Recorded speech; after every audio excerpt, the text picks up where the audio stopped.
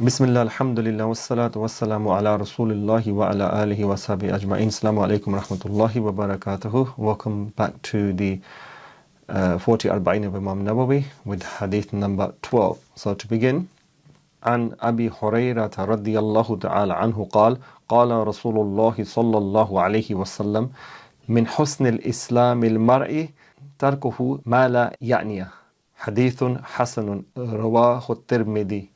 So from the excellence of one Islam is to leave that what does not concern him. So the main question in this hadith is to ask three questions. What is it that doesn't concern us? What concerns us? And what is excellence of Islam? So we'll have a look at these three things in turn to understand what we need to do to action this hadith in our lives. Ibn Hajar says that this hadith is a quarter of Islam. That's how important it is. So according to Abu Dawood, there are 4 hadiths that encompass all of Islam, and this is one of those. So this constitutes a quarter of Islam. So it's a very heavy hadith, and it's very important, and you'll safeguard yourself from a lot of misfortune in the future, in this life and the hereafter, if you just follow this very simple advice. It's very concise, very short, very easy to understand. And also, one of the most important things in here is the excellence of your religion, the excellence of your Islam, ihsan, putting ihsan into your acts of worship by leaving off what doesn't concern you. So it's not just about leaving off what doesn't concern you. Yes, that is from the excellence of your Islam, but then there are levels of what doesn't concern you that will beautify your Islam even more, which we'll have a look at. Allah doesn't look at the outward actions. So if you're dressed up in a beautiful manner and you're walking in a beautiful manner and acting out these kind of things, but your inside is rotten, Allah doesn't care for that. He wants to see a beautiful inside, and that will manifest on the outside. And if due to a lack of certain education it doesn't manifest on your outside, it's the inside that Allah looks at. The Bedouin at the time of Rasulullah, they were harsh and gruff, and they didn't learn the refinements of correct comportment and manners. Yet their hearts were so pure, and that's what Allah was looking at. But today, with the advent of free knowledge available to everybody, there's no excuse in how poorly we conduct our Islam in our daily life. In fact, the sunnahs of Rasulullah, they are the beautification of your deen. So studying the sunnahs and implementing even the smallest ones, which we tend to think, oh, this is a small sunnah, we'll leave it out. Each sunnah of Rasulullah is like a small painting on an already masterpiece. So the framework of that masterpiece, the painting, has been created, and that in itself is a beautiful picture.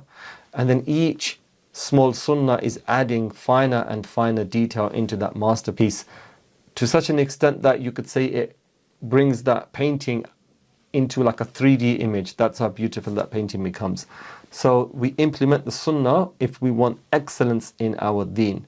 If you take out the sunnah of your religion and just do the obligatory actions, for example, in your prayer, if you take out the sunnah of your the sunnah elements within the fard elements of your prayer, you have something that resembles the prayer, but it's not the most beautiful example of the prayer. For example, if you were to go into your ruku and not say nothing, not praise Allah in beautiful words, so you've done the obligatory part, that's enough, it's accepted.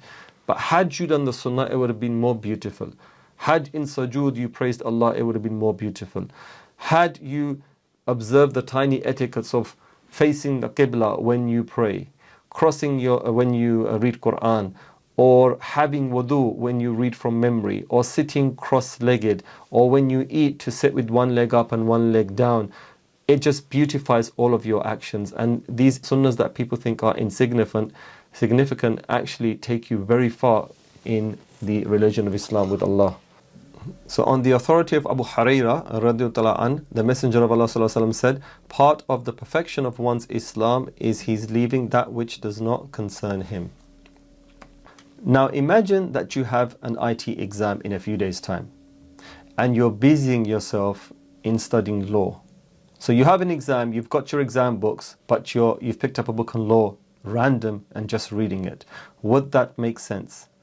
Imagine you have a maths exam in a few days' time, and then you've got a science exam the week after. And you start to study the science exam when in 2 days' time is your maths exam. Would that make sense? You'd obviously do the maths exam preparation first, and once that's out of the way, you'd do the science exam preparation, right? Now imagine you're on your way to work, and on the way to work you see a park, and you can go this way or you can take a detour and walk through the park. But you go into the park and then you spend an hour looking at the birds and the flowers and just sitting on the bench wasting time when you're supposed to be at work now. Would that make sense? In all of these situations, what would the examiner think of you, your teachers think of you, your bosses think of you? What would people of intelligence even think of you? So I'm sure from here you're getting the picture of what I'm trying to say. This sums up in another way exactly what this hadith is about, in what you need to do and how you should do it, and stay away from the dubious and what doesn't concern you. We spend much of our time chasing after the trivial. The nafs, your ego, is like a highly charged coil. It's got electricity, like a charged electrical current coursing through it, which is your life. And at the slightest touch, you get like a stimulus. So the stimulus is your life. So whatever your nafs hears, it looks. Whatever it sees, it wants to look more and it moves towards. Whatever it sees, it tries to understand and it has to make sense of it. This is like the nafs. This is what Allah puts you in for. Look at a child when a child is born. Slowly it starts to observe its environment and it wants to touch, feel, taste. Every sound makes it look around. It follows every noise to its natural conclusion as a point of learning. And that's the best thing for that child to do at that point, because it's developing skills that it will use in later life that, if used properly, will launch it to Allah subhanahu wa ta'ala. And that's the reason why we are given this body, and that's the reason why we've given an intellect and a soul that's put in this body, because our body is a tool which we use to get back to Allah subhanahu wa ta'ala. There's a hadith of Rasulullah that if the son of Adam had a valley of gold, he would wish for two, for nothing fills his mouth except dust. Meaning that we are lost in this world. We seek and seek and seek, and nothing will stop our seeking the pleasures of this world to satisfy our egos, because our egos have such a strong hold over us that dust will fill your mouth, i.e. the dust in your grave. That's the only thing that's going to fill your mouth and satisfy you, because nothing else will. Somebody who has a car wants two, somebody who has a house wants two, somebody who has one wife wants another. You all wish for just that one. Oh Allah, give me just that one and I'm content. After a time you get bored. Your body gets bored, your mind gets bored, you want more stimulus. Now, that same stimulus should be applied in your religion, and then you'll see wonders, because it changes your forms of worship from here to there, and you springboard on each form of ibadah and action, positive action that concerns your life, that takes you closer and closer to Allah. Whereas if you use your ego and your base desires as a springboard to take from this dunya, it will drag you down and down and down and down. Curiosity killed the cat. That's a very good statement on this hadith. What does it mean when we say curiosity killed the cat?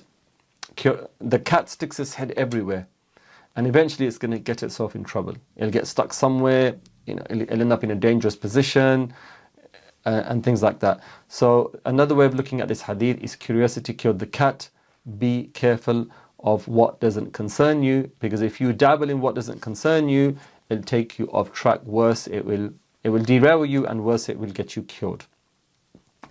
As Muslims, as mu'mins, as believers in Allah and the last day, we know we have a set amount of time, and then we have a final exam on the day of reckoning. So it's like when you prepare for an exam today, you've got an exam tomorrow, you're going to spend your time appropriately and properly in doing everything you need to do in its right, systematic way in preparation for that exam tomorrow. Likewise, your life is actually a preparation for that final day, that test where you stand before Allah. So you need to organize and systemize your life and know what to do in the way where you can get to Allah in a sound way and pass that test. But the human being is lost when he's in this world. He has a soul that in its top part is the ruh, that inclines towards the good, that inclines towards the nur, and then it has the bottom part, the ego, the self-indulgent ego, which inclines towards the opaque, the heavy, the glittering gems of this world, and it leads a person more and more towards heedlessness and trivialness. So this interplay between the top part and the bottom part of your soul, and you're fighting against your own ego, is what you will be tested upon. Animals are they just follow their ego and do what they want. They're free of questioning. Angels have that ethereal, light-filled essence that is only obeys Allah and doesn't display. It's the human, so they don't need a test as well. But the human being has the interplay of both, and it's been put in there deliberately to see which one shall overcome the other. Will you pass this test or not? This is the whole purpose of your creation, to see. Allah says He created us to say, أَيُّكُمْ أَحْسَنُ عَمَلًا, which one of you is best in action. Now, much of what we do in this world is of the trivial. For example, from the excellence of one's Islam is to leave what that doesn't concern him. Gossip is a huge part of our life. Whether it's in person, whether it's on TV, whether it's on magazines, we indulge in gossip. And gossip is not just something that is going to derail you, that's something that's going to not only derail you, but throw you off the embankment into the river, and is going to drown you in sin. It's one of the highest forms of wrongdoing that you can do, and it's done on a daily basis. For example, if I have an exam tomorrow, if there is news playing, even if it's something interesting, it won't catch my attention because I'm more focused on my exam and I need to switch the TV off and concentrate. And even if the TV is playing the gossip or the news or that catchy information that's on the news, I will filter it out because I'm focused on exactly what I want to do, and that's exactly what I'm going to do. But if I'm weak in my resolve to study, then I will be sidetracked by that news and start to watch that news. And if I'm somebody who feels like who doesn't have an exam, who just lives my life day in, day out without resolve to do anything, without any goals, short-term goals, long-term goals, there's no self-development, there's nothing, then life is very boring for me, and even that stimulus is not enough. One stimulus here, one stimulus there, one stimulus there, a stimulus there, forever chasing this dunya for nothing, and I've wasted a whole life. So likewise, someone who has a goal, he knows what his end is going to be, whether that's 40 years, 50 years, 60 years, he walks with purpose, he talks with purpose, he thinks with purpose. When he walks on the street, most people who have free time meander, they loiter, they will meet people, they will gossip, they'll look at the signs, they will stop, they'll window shop, they'll do everything but get to their destination because they have nothing to do. Someone who has a purpose, look at people going to work in the mornings and in the evenings when they're rushing to work, and in the evenings when they're coming back. They've got a purpose. They're walking fast, they're walking straight, they don't have time to look around. They go to work, they come back, and in the return journey, it's the same. They're going straight home. That's because they made use of their time in the appropriate way. You will see, for example, most people outside mosques, you'll see the ones who are serious. This is my experience when I was in Jordan with my teacher. You could see the ones that were serious in study and the ones that were not serious in study. One of my teachers, I remember he would come to the mosque alone, he would pray, and he would leave straight away.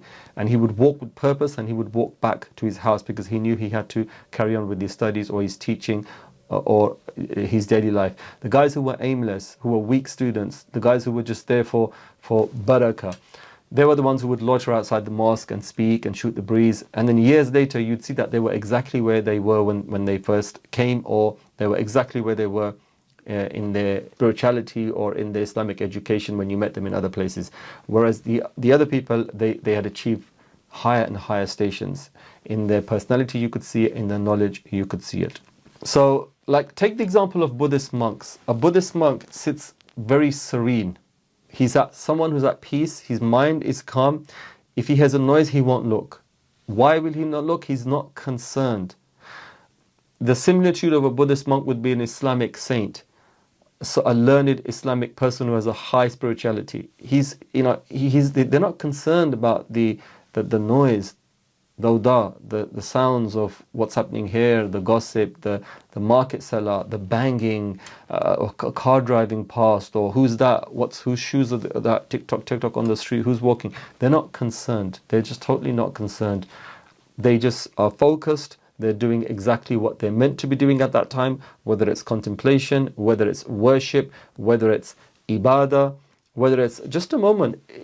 If you're taking a moment out to observe Allah's creation sitting on a park bench, if you're looking at humans and looking at their life, oh, he's on the phone, oh, he's fighting with his missus, oh, they're having a picnic, oh, they're chasing their dog, oh, look how he eats, oh, he just spat on the floor, look how they run. Subhanallah, you were sitting and supposed to have observed the park, the beauty of Allah's creation, but you've missed the moment because you've been distracted by what didn't concern you at that time.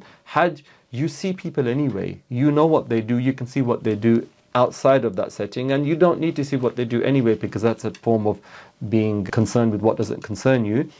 When you're looking at the park, you're looking at the beauty of Allah's creation. Where is that rose that you didn't see? Where is that bee whose buzzing was close to your ear yet you didn't hear it?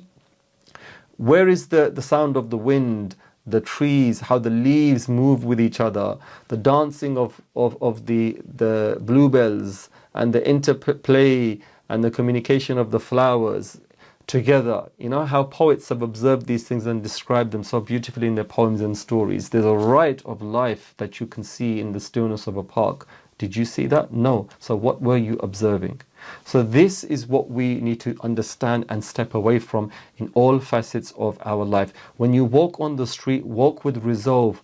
Rasulullah did not look left or right. People who know what they're doing don't look left or right because they get distracted. You'll see someone with purpose. He actually walks in a specific way. You know that there's a purpose, there's a resolve in his face. They don't look into people's windows because you may see something that's haram for you to see. You may embarrass somebody else as well. You don't look left or right because it looks like you're someone who's aimless and who's just distracted by things of no proper value. Rasulullah used to look down when he used to walk. When somebody would call him, he would turn his entire body and give him full focus. When he would sit with people, he would still tend to look down. But when people spoke with him, he would give them full focus. Today, because we're looking everywhere, whether it's in a masjid or we just looking, who came through that door? Oh, what's he doing there? And yet you're speaking to someone. Or you're walking down you're walking down the market, looking everywhere without resolve. Looking at shop signs, shop windows. So whoever you're with, you're not 100% concentrating on them. That's not the best way to be. As Muslims, when you knock on someone's door, even you're supposed to. The correct adab, the correct way of doing things is to stand on the side.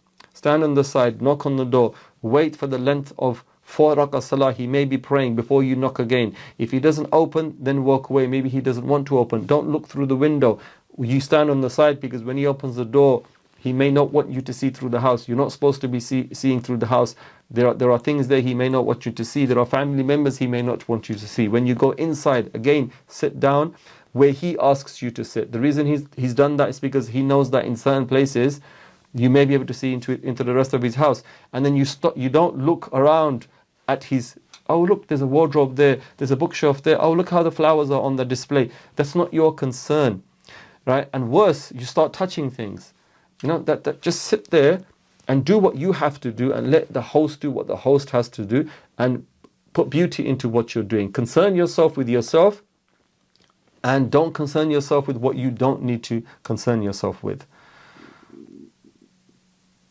For example, many people at work, they're supposed to be doing their work. You get two types of people that I've seen at work. You get the ones that are the gossip trenders. At my workplace, subhanallah, I've heard the women, they come in and the first thing they say is, you have any G, i.e. any gossip today?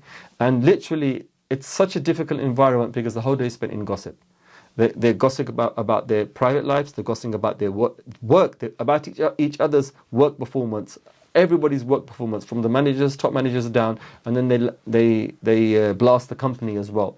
And it's very difficult in that position to they drag you into it.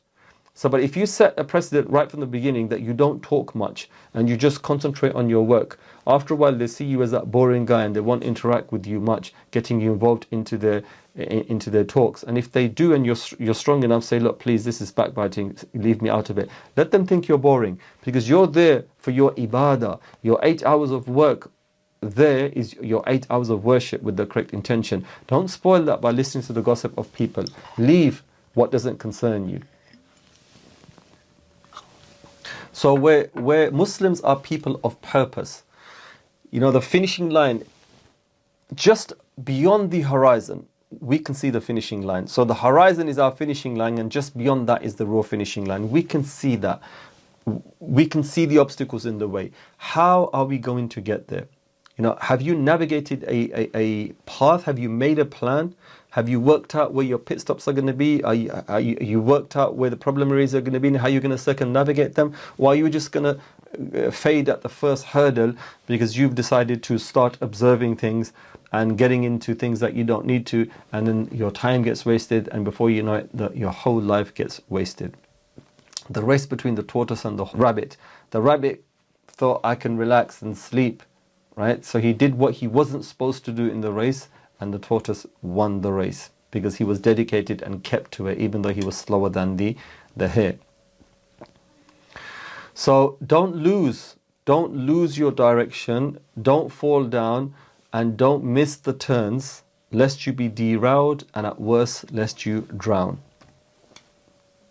You have those kind of people that love reading about conspiracy theories. During the pandemic, how much nonsense went around during the pandemic? Where is the facts of those conspiracy theories that they spoke about? Most of them were flops and lies and just zero, passing around Chinese whispers and nonsense just to scare the population even more. People chase after UFOs. How does a UFO bother you as a Muslim, whether they exist or not? And there's not a shred of evidence that they do exist. And the people that postulate these arguments are not people of much credibility. People talk about conspiracy theories about who murdered who. They spend their life, like they read these kind of things. People watch the news day in and day out. There are families that literally have the news on the whole day. You need to ask yourself, how is that benefiting you? People will say things like, we need to know, we need to keep on top. Well, number one, why do you need to keep in touch? Are you a politician? Are you a social scientist? Are you a political scientist? Are you someone that needs to know certain bits of information for his research at that timed research at that time? No. You're just passing the time because you've got nothing better to do. Someone who has something to do is not going to watch the news. And the problem, what we've done today, is we've exposed ourselves to information that we didn't have in the past by way of massacres and murders, and it gives people a depression and a fear of going out and doing things, and it has an adverse effect. And this is well documented, well known, that it has an adverse effect on your life. You get people reading magazines. They have a morbid fascination with the macabre, and a lot of these magazines have murder stories and like ghastly stories such as that. Most magazines are filled with gossip. Who is this celebrity dating? What did this celebrity do? Discussing the sex life of these celebrities. What is all this nonsense? People will sit and discuss the latest film that came out. They will discuss the actors' performances. They know the names, the children, who got married to whom in Hollywood and Bollywood and all of these other woods. They know about football. They will sit there and discuss the politics of which player was bought when and for how much he's earning and how much he was sold for and what's he's done, how they're performing in those particular games. But yet they don't know anything about the companions of Rasulullah. They don't know about the family of Rasulullah, how many wives Rasulullah had, what were their names, how did they pass away, how did they live, the children's name, even the children's name of Rasulullah, how many Muslims know those names? Subhanallah. And we claim love for Rasulullah and his family, we claim love for Allah. We spend more of our time chasing the heedless than knowing what's good. Instead of knowing when a new film is coming out, how about knowing when a new Islamic book is going to be printed? Or a new book of beneficial knowledge such as science or something is going to be printed. People will go to other countries to watch a game of football, a game of cricket, and I've known people to do this, but yet they won't go to their own neighborhood when a sheikh comes to their own neighborhood. They won't go to another country to see a sheikh. When a celebrity comes in their town, they will pay everything just to see that celebrity. But yet when a traveling sheikh comes to your local mosque, you won't visit that sheikh. What a tragedy that is. We talk about the minutest details of clothing and our Nike. They will know, for example, Nike trainers. If I want to buy Nike trainers, I will go and buy Nike trainers. But there are people that will know all the different names, models, slight differences on the thread, slight differences in material. They make it their objective to have hobbies that are worthless and tedious hobbies. Fine points of fashion, which fashion item is released now, the difference between if this one has a logo here or a logo on the back. They will spend hours and hours, and these are literally their pet hobbies for the rest of their life. Yet they don't know, they will not sit down and discuss a fine point of fiqh or a fine point of the sunnah of Rasulullah or a fine point of an action of the companion of Rasulullah and why he did it. They won't even have that information, and they won't sit down, they'll find it boring. They will discuss their pet hobby for hours. Yet when you open up a conversation on a table regarding one tiny hadith of Rasulullah and that a fine point you want to discuss it, or a fiqh point, they literally want to change the conversation because they're saying, like, don't spoil the conversation, keep it light. Subhanallah, it is light. This is light. It's a learning experience and entertainment for us by discussing a fine point of fiqh or the life of a companion or Rasulullah, just as your what you claim is a point of learning and light entertainment as well. This is what is mentioned in the hadith, to turn away from what doesn't concern you. Because where is it taking you? You've expended so much time and energy and your life into something that at the end of the day it's a dead end, it's a dead road. And you can't do nothing with it. Whereas why not spend the time to a road that at the end of the tunnel is light upon light? We give standing ovations for celebrities. We scream, we chant, we call their names out when we go to see these celebrities. Yet when a sheikh comes, we don't have the basic comportment to stand up, to show him the respect of when he comes in, to be quiet, to sit down when he sits. When he instructs you to sit down, you sit down.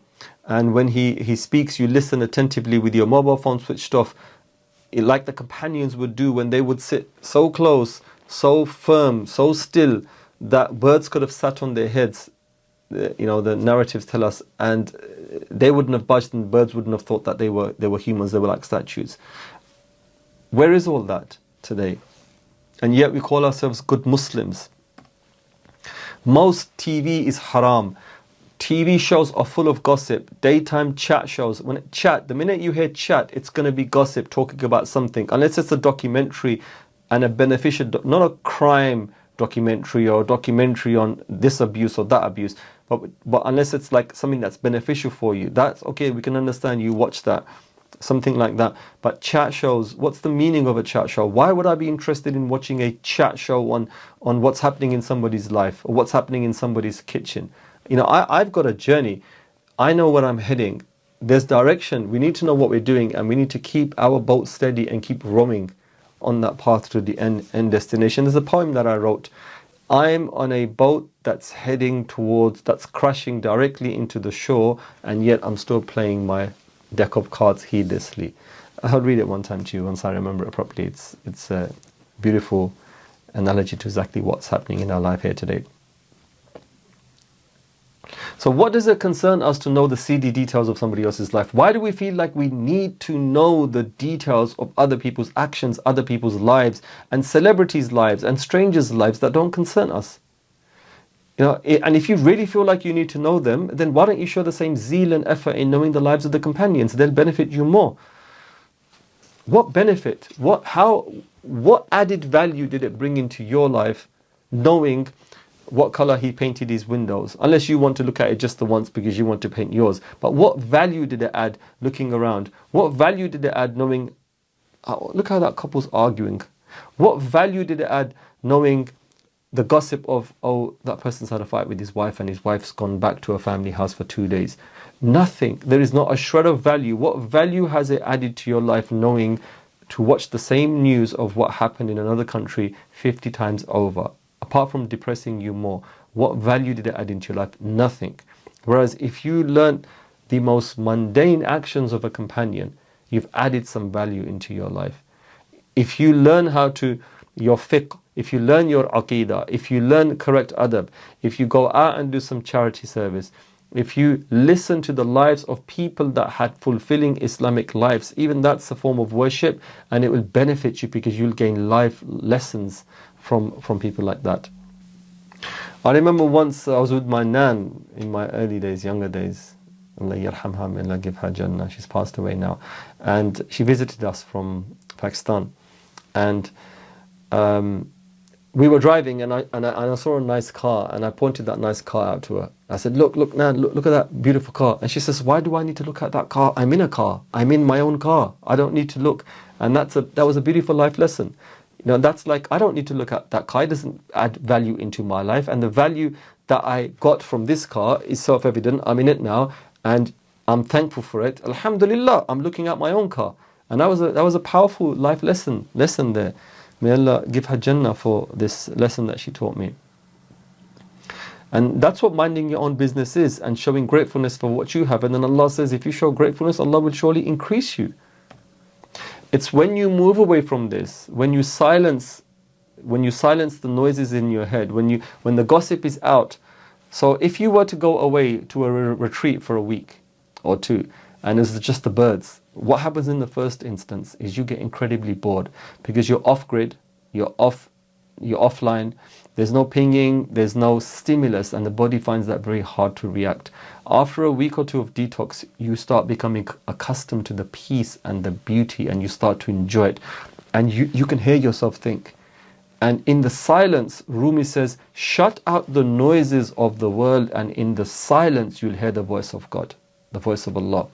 So when you're away from all this, it gives you time to sit back and reflect and ponder.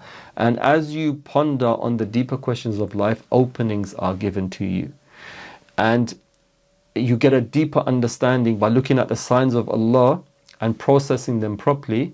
You see Allah's attributes manifest in creation, and you understand, you get deeper understandings. Allah gives you deeper understandings of Himself. And contemplation and reflection, it's the same thing. And literally, if you take the word reflection, literally, it's like a lake where when you contemplate, when you reflect, your mind is like a lake that now is without any waves. And if you throw a stone in that lake, you get perturbations, you get waves building, and it takes a long time for those waves to settle. But once that the lake is calm and the moon shines, you get a perfect reflection of that moon in that lake. And that's reflection. That's what we want, the state we want you to be in. So once there's no noise and no anything, you can reflect. You can reflect upon the signs, look at the signs of Allah, and understand your Lord. That there is a creator behind all of this, and this is how powerful and majestic He is. And just to sit there and contemplate on your Lord, how often do we do that? Where if you even tried to do that in your house, your phone would ping you 100 times every minute, where you'd get various messages and you're forced to check. Right? So by stepping away and concerning yourself, by moving away from what doesn't concern you, will automatically put you in a reflective position to concern yourself with what does concern you. And what concerns you is your religion, your relationship with yourself and Allah, your relationship with yourself and others. And then you'll start making a plan on how to do these things in the best way And then that big plan and doing them in the best way is from the excellence of your religion. What Rasulullah said, ihsan, putting beauty into your religion. And another meaning of this is to pray in a way or do something in a way that even though you cannot see Allah, know that Allah sees you. So it's like you're doing something knowing that Allah is in front of you, watching you. And had Allah given you the ability, you would have seen Allah, but you did not see Allah, you cannot see Allah, but know that Allah sees you. So once you're in that state, of course, every action of yours will be in a truly beautiful state. So you're either with Allah or you're with creation. You can't have it both ways. Right? Majnun was either with Layla or he was in the world. And people observed that even when Majnun was in the world, he was with Layla because his mind was connected to Layla. So you have to choose the one. You can't choose both. Another point to mention here is some of gossip is hurtful. If you hear gossip that you're not supposed to hear, you eavesdrop. You might hear something about your parents that they did in their youth that you didn't like, that doesn't sit well with you, and it may make you look at them in a different way, and it will hurt you, and you'll think, if only I never heard that. Or you hear something about your wife, or you hear something about somebody else, and then you never look at them in the same way again. So some news is hurtful. It's better not to hear. So shut your eyes and shut your ears. Shut everything away from this. There's a reason why we have filters. Right?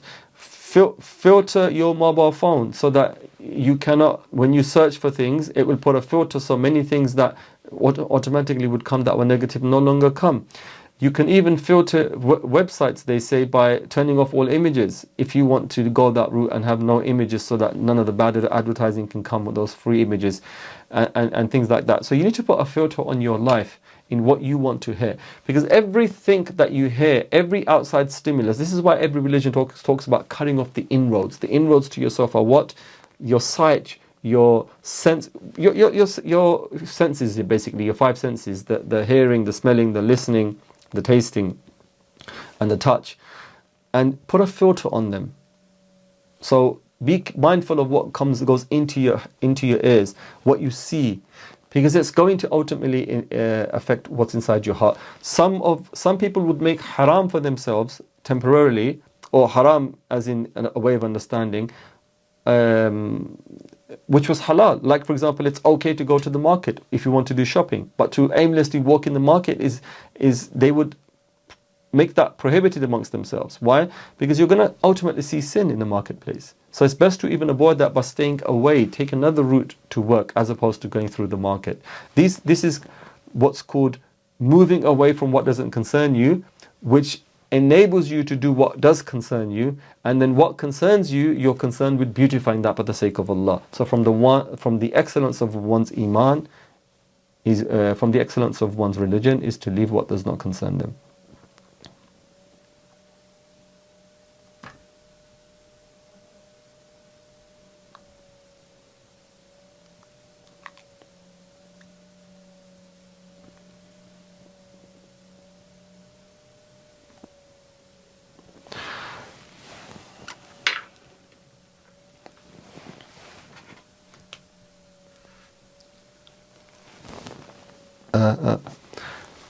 So a beautiful analogy of this is given by Sherlock Holmes. Sherlock Holmes, everybody knows the character of Sherlock Holmes, a very highly intelligent, fine-tuned mind. He was able to see small details in crime that the police would miss, and he would catch the criminal on the hair-breadth length of evidence. He would catch the criminal. And it's amazing if you read his stories. And my sheikh actually, subhanAllah, when I visited him for the first time, he actually gave me this book to read, as a point of sharpening my mind and increasing my English vocabulary, because it's from the era of classic English literature and it's in good English. So when Dr. Watson meets Sherlock Holmes for the first time, he observes him and he says in some things he has an extraordinarily high level of knowledge, but in other things he knows nothing. So he says Sherlock Holmes had a very high level of knowledge. Sherlock Holmes, we don't know much about his education, and it's assumed that he didn't really educate himself up to a university level. In some areas, his knowledge on chemistry was on par with chemists. Why? Because it served the purpose of his job. He needed to know this chemical analysis of things. He wrote monologues on 50 different types of ash. that served his purpose, because people smoke cigarettes, criminals smoke cigarettes, and when the ash is dropped on the floor, from the type of the ash and what it looks like and how long it's been there and what happens when it's wet, you can work out the source of where it was bought and ultimately back to who bought it, and then the criminal. But in other areas he didn't know nothing. So Dr. Watson questioned him on something and he had absolutely no knowledge about it, and Dr. Watson was amazed. And this is when they first met, and he said to him, he said, "You don't know this?" And Sherlock Holmes says, "Now that you've taught it to me, now that I know it, I'm going to try my level best to forget about it." Dr. Watson was amazed. He says, "Why would you do that?" He said, "The mind is like an attic, a limited attic. And what are you going to put in there? Are you going to fill it up with all sorts of broken furniture and leftover bits here and there, and so you got nothing to put in there afterwards? Or are you going to be select in what you put in there? And are you only going to put in there the things that you need to use?" Subhanallah. That's a beautiful lesson coming from Sherlock Holmes. That's a spiritual lesson coming from Sherlock Holmes. So as Muslims, our memories, our capacity, our being has a finite, limited capacity of absorption and retention, and it can get full. Are you going to fill it with trash? Because trash in and trash out in your actions, in your thinking, and your tongue. Whereas good in and then good out. Good input results in good output. So we have to be careful on what we do.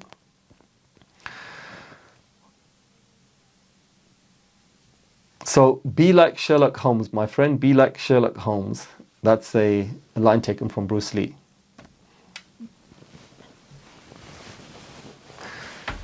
And Bruce Lee also said, he says, "Don't concentrate on the finger or you'll miss all that heavenly glory." When you're looking at what's here, you're not seeing what's afar. We're supposed to be looking at the signs of Allah in creation and within ourselves. But when we're more concerned about the prattle of people, who's fighting who's talking about who, what's that billboard saying, why did that guy drive up the pavement when he could have gone on the street? We're not seeing the bigger picture, and we're missing all the heavenly glory, as Bruce Lee said. And it's contemplating upon what's inside us and contemplating on the creation of Allah, the heavenly glory, the firmament, the vast expanse of creation, the lands and the skies, is you get a true understanding, an understanding of Allah subhanahu wa ta'ala. And like I said, you can choose Allah or choose His creation. You can't have both. Habiba reported Rasul Sallallahu Alaihi Wasallam said, "Every word of the son of Adam is against him, not for him except for enjoining good, forbidding evil, or the remembrance of Allah." So every word you do, and by extension every action that you do, is either for you or for against you. How will it pan out for you in the last day? So think twice before you make an action, except for the good deed, the nasiha, the good word, an action and a remembrance, or to tell someone to stay away from something. These are the words that are going to go in your favor. Everything else is going to be judged against you. Be careful what you say. Be careful what you do. Be careful what you think. Good thinking, good words, and good actions. And each time you do an action, ask yourself, stop for a moment and pause. What's the result of this action? What's the result of this word I'm going to utter? What's the result of this thinking that I'm thinking now? Rasulullah said, "He who believes in Allah and the last day must either speak good or remain silent." As mentioned, silence is the only thing that's going to aid your reflection and your growth. Your spiritual growth is through your silence. Try silence for a day. See how difficult it is. And then you'll start to get a connection with your mind that you never had before.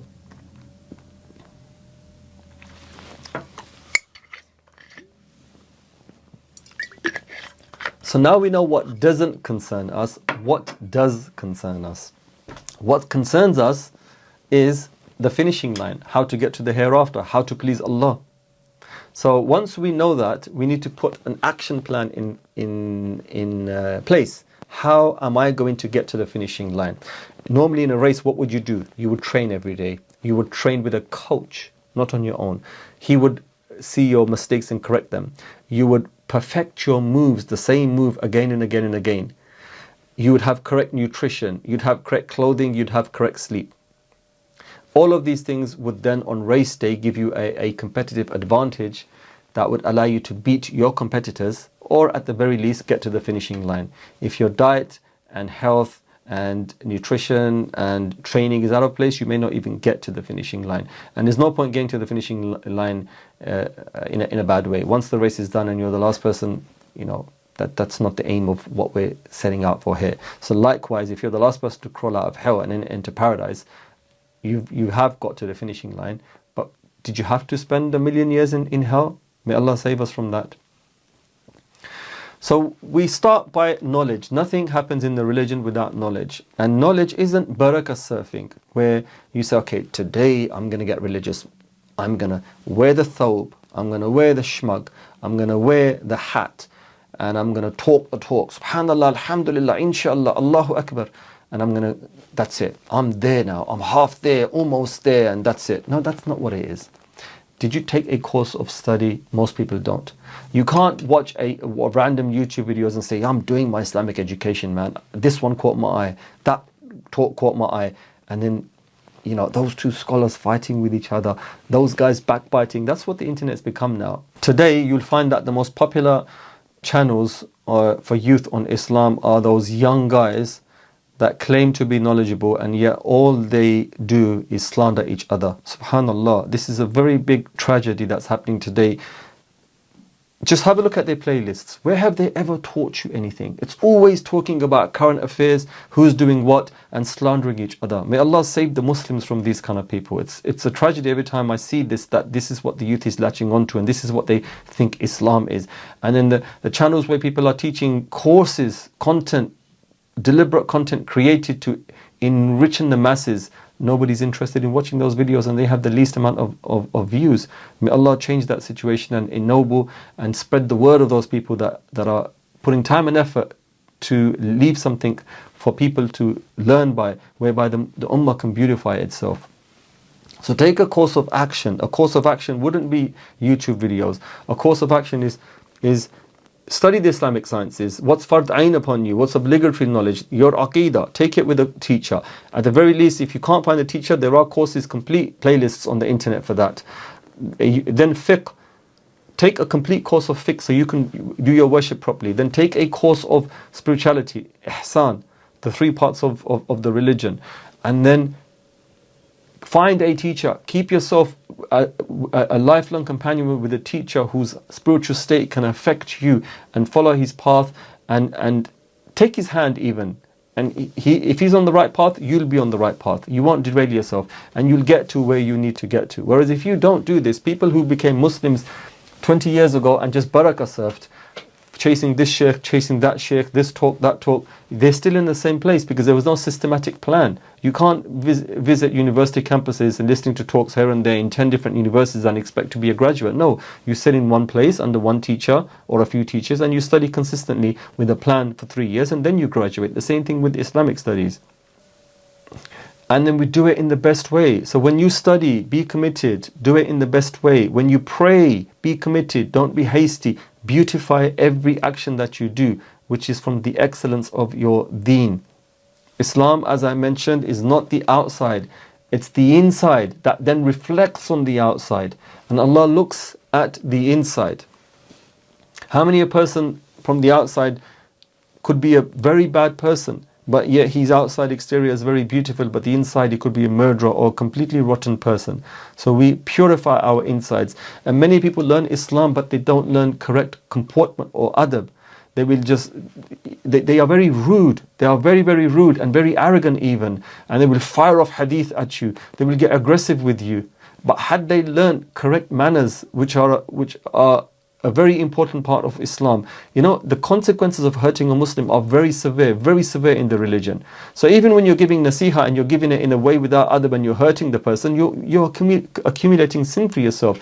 Learn correct adab. Sit and study the books of adab with a teacher. There's no excuse for any of this. We will do anything to further ourselves in this world, but when it comes to our akhirah, we tend to take a back seat and say, I'm going to do the minimum. Well, then you're going to get the minimum in the hereafter if you get there. Whereas in this world, I want to do the maximum because you want the maximum in this world. So again, where are your priorities? There's no balance here. Your first priority is your religion, then your second priority is your dunya. And then we work in this dunya as much as we can to fill our stomachs, which strengthens our back to enable us to worship Allah more. Enable us to raise families that are righteous. And that can be done with this much of an earning. But we like to chase to become millionaires and billionaires, and then we get lost in that race. Whereas had we been content that now I'm comfortable, I'm going to worship Allah. So there's nothing wrong with wanting money. There's nothing wrong with that. If Allah gives you the ability to earn money and become a millionaire, alhamdulillah, you're a blessed person in this world if you do it in the correct way. It means no cheating, no just chasing that for the sake of that. What about the rest of your time? When you come back from work in the evening, are you worshipping your Lord? Or has that millionaire job totally taken over your life now, where 18 hours a day you're thinking about work, even at home you're thinking about work? Then what's the need for that money? So we strike a balance. We know what we need to stay away from. We are learning now what we need to do. Your first priority, Imam Ghazali says, is your religion. In your religion, Imam Ghazali says in his book Al-Bada'atun, no, that's Imam Ibn Kathir, Bada'atul Hadaya, Al-Bada'atul Hadaya, the beginning of guidance. He says, he breaks it down chapter wise, how to separate your worship into different parts, such as worshipping Allah, prayer, such as Quran, Azkar, Dua, contemplation, public service. Systematize it, and then outside of that, make a plan for work, and that they both fit together in your day. There's a balance of both now, and more is inclined towards your worship. And then that work becomes worship as well, because your intention is correct. So you're getting the dunya and you're getting the akhirah. That's what you need to be aiming for. That's the part that you need to be doing. And then the excellence of it is to do everything. As a Muslim is someone who exhales beauty. Everything about him, his speech, his manners, his comportment, his dress, his thinking, everything is refined and everything is beautiful. That's a Muslim, that's a mu'min, and that's how Rasul Sallallahu Alaihi Wasallam used to be. And that's our line. And all of these massive stories that we hear about, this companion did this, or this person did this, I can never achieve it, or this is exaggeration. No, it's not. And yes, you may not be able to achieve it, but if you set the bar this high, you'll get here. If your bar is here, you're not going to get anywhere. So we try to emulate these companions and the Rasul Sallallahu Alaihi Wasallam. And what man can do, what man has done, man can do. So what's been done in the past, man can do. This is a line that my Shaykh always uses. Islam allows recreation. Nobody says, oh, Islam is boring, it doesn't allow.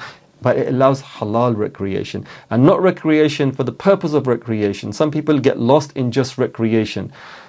Recreation is to take you away from the rigors of your worship, to refresh you, recharge you, where you come back better. How often do you feel like, do you know when you go on holiday and you come back with the glow, and you come back looking healthier, and you come back happier and charged for work, and you work better? That's the same thing with worship. After a while it gets tiring upon the body. You may even start to get bored. You may even get frustrated, depending on your spiritual level. That recreation every day, where you take time out, where you might just go for a walk in the park if you're single, or with your family, or sitting and having a nice chat with your kids, your family, or going for a cup of coffee with friends, or meeting in the mosque for 15 minutes, have a chit chat here and there. That's the recharge. That's the recharge. Taking a holiday once a year or 6 months if you can afford it, to go away for a week. But when you do go on holiday, it has to be halal. And when you do go on holiday, you still carry on your acts of worship, but you're in a different environment. That's the recharging. Right? So this is how we structure it, plan it, and we come back enriched, enlivened, emboldened in our worship. So as you go through life, stay away from the excellence of your religion is to stay away from what doesn't concern you, and which obviously by necessity entails to do what does concern you. So keep your mind clean, your heart clean, your tongue clean, and your actions clean. May Allah give us the ability to put into practice this most beautiful of hadith of Rasulullah. This is one of the most beautiful hadiths, the most concise hadiths that I've ever read, and it makes perfect sense without anybody having to interpret it. Wa sallallahu ala Sayyidina Muhammad وعلى آله وأصحابه أجمعين. Assalamu alaikum wa rahmatullahi wa barakatuh.